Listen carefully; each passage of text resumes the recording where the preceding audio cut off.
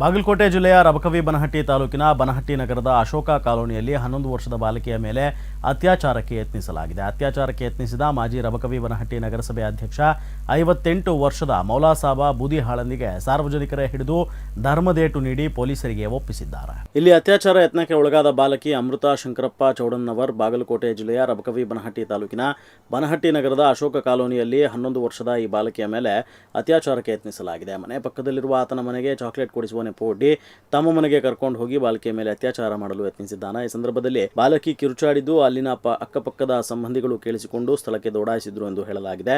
ಈ ಸುದ್ದಿ ನಗರದ ತುಂಬಾ ಹರಡಿ ಅಲ್ಲಿನ ಜನರು ಆತನನ್ನು ಧರ್ಮದೇಟುಗಳಿಂದ ಹೊಡೆದು ಬಾಲಕಿಯನ್ನು ರಕ್ಷಿಸಿ ಕೂಡಲೇ ಬನಹಟ್ಟಿ ಪೊಲೀಸ್ ಠಾಣೆಗೆ ಆರೋಪಿಯನ್ನು ಒಪ್ಪಿಸಿದ್ದಾರೆ. ಬಾಲಕಿಯನ್ನು ಅತ್ಯಾಚಾರಕ್ಕೆ ಯತ್ನಿಸಿದ ಆತನಿಗೆ ಮರಣದಂಡನೆ ಆಗಬೇಕು ಎಂದು ಪೊಲೀಸ್ ಠಾಣೆಯ ಎದುರು ಸ್ಥಳೀಯ ಎವಿಪಿ ಸಂಘಟನೆಯಿಂದ ಕೆಲವು ಕಾಲ ರಸ್ತೆಯನ್ನು ತಡೆದು ಪ್ರತಿಭಟನೆ ಮಾಡಿದರು. ಕೂಡಲೇ ಈ ಆರೋಪಿಯ ಮೇಲೆ ಸರಿಯಾದ ಕ್ರಮಕ್ಕೆ ಬನಹಟ್ಟಿ ಪೊಲೀಸರು ವೃತ್ತ ನಿರೀಕ್ಷಕರಾದಂಥ BS ಮಂಟೂರ ಅವರ ನೇತೃತ್ವದಲ್ಲಿ ತನಿಖೆ ಪ್ರಾರಂಭಿಸಲಾಗಿದೆ ಎಂದು PSI SM ಅವಜಿ ತಿಳಿಸಿದರು. ಈ ಕೃತ್ಯವನ್ನು ಖಂಡಿಸಿ ಆರೋಪಿಗೆ ಕಾನೂನಿನ ರೀತಿಯಲ್ಲಿ ಶಿಕ್ಷೆಯಾಗಬೇಕೆಂದು ಗಾಯಕ್ವಾಡ್ ಸಂಜಯ್ ತೆಗ್ಗಿ ಆಗ್ರಹಿಸಿದ್ದಾರೆ. ಪ್ರಕಾಶ್ ಕುಂಬಾರ, ಜನತಾ TV, ಬಾಗಲಕೋಟೆ.